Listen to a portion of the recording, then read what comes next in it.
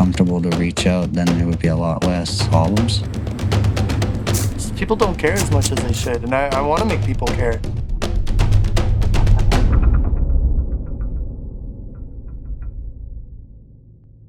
I like to talk about impact a lot. It's the driving force behind what it is that I do these days. I want to create an impact with my work. I want to change people's thinking, evolve society, and make a contribution to the people, to the organizations that are doing good work in this world. I choose documentary film to do that because I believe storytelling is the best way to create impact and lasting change in this world. Think about a film like An Inconvenient Truth. That film alone changed so many people's thought processes and thinking around climate change that it was mind-blowing. I know people that changed their whole life goal to focus on climate change because of that film. This is the power of documentary film. But what exactly does impact mean? Well, let's explore that in this video. At its most basic level, impact is the direct real-world changes that documentary film can make on the world. It is the bridge that connects storytelling and real-world change. This goes far beyond just how many people have viewed your film or video and into behavioral change, into thought process change, and into more. Let me give you some examples from the change that I wanted to make in my films, and then we can talk about it on a larger scale and how you can create impact with your films. Farmers markets are also important for the community. It's a place where they can learn about the food they're buying. They can have conversations with people who grow it. They can taste what really fresh food tastes like, but also the effort that goes into it. My first film, New Roots, didn't really have an impact goal per se. I knew why I wanted to create it, and it was really for our local community to get them thinking about buying food more locally rather than having it shipped from abroad. And so in order to achieve that, I knew that if I just put my video up on YouTube and hoped that people were going to find it, this was not likely to lead to what I wanted to create. And in fact, you can look at it right now. As of this sitting, it's been out for 3 years, and it only has 380 views on YouTube. Not really what I wanted.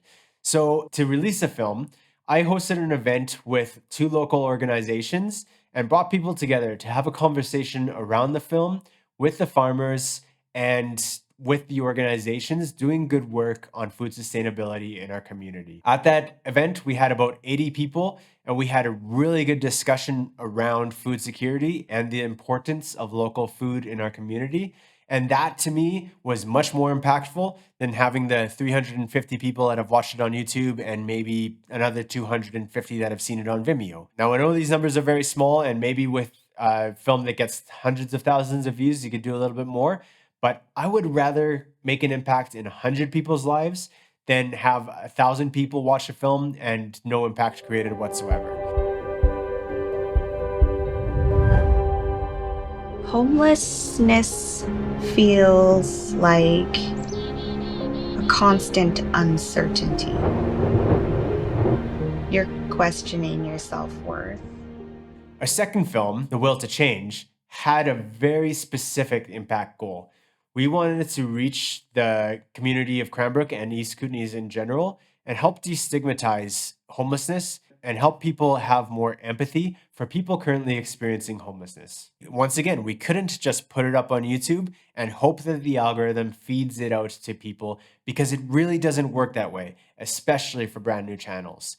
If you want to create impact with a film, you have to market that film. So what we did is we created a 6-week marketing campaign that consisted of creating a landing page for the film, creating social media cuts for the film, and then running a paid advertising campaign that drives people to the website so that they can learn more about the issue and watch the film. In addition to that, we also engaged local and regional press, such as the CBC and local newspapers, to push out the story to more people. And that actually created its own impact as well. If you want me to dive deeper into marketing behind events and films, let me know in the comments below. I'm happy to do another video on how we marketed this film and what I'm going to be doing in the future for marketing films. run into each other. We created a nonprofit, and we do peer-to-peer consulting for traumatic brain injury survivors and family caregivers. We give them educated consultation and advice. My third film, #MoreCrazyStrong, had an even more lofty impact objective. And we almost immediately created some of that impact right after our world premiere at Big Sky Documentary Film Festival. The film screened on Capitol Hill in Washington, D.C. for Congress and lawmakers. We didn't just stop there, though. Following our film festival run, we've engaged with partner organizations from across the US and Canada to create events and have discussions around the film. And we are still in the early stages, but we have big things planned for the remainder of this year and into 2025 to keep going with this film. Remember that the larger and more impact you want to have, the more time, the more resources, and the more money you are going to need to create that impact. And it really starts in pre-production. I don't recommend waiting until the end of your film, until you're finished editing it, to start thinking about the impact that you want to create. It really needs to start at the beginning of the film.